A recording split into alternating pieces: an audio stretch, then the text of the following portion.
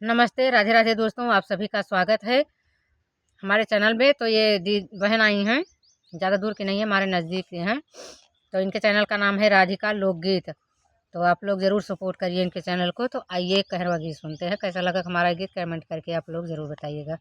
छोटी मोटी बूंदिया रसदार राजाऊ, काहे टीका वाला आया तू धार राजाऊ, काहे टीका वाला आया तू धार राजाऊ।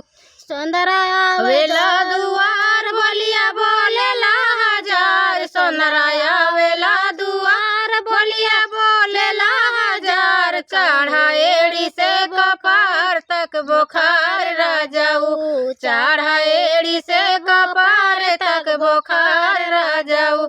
छोटी मोटी बूंदिया रसदार राजाऊ, काहे लहंगा ले आया तू धार राजाऊ, काहे लहंगा तू ले आया उधार राजाऊ।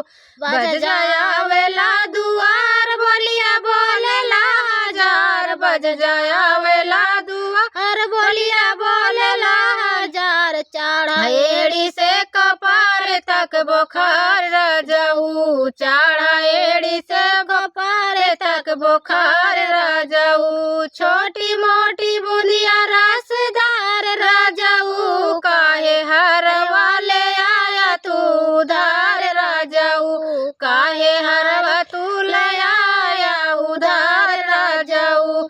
मलिया वेला दुआर बोलिया बोलेला हजार, मलिया आवे दुआर बोलिया बोलेला हजार। चढ़ा एड़ी से कपार तक बुखार राजाऊ, चढ़ा एड़ी से कपार तक बुखार राजाऊ, चढ़ा एड़ी से कपार तक बुखार राजाऊ।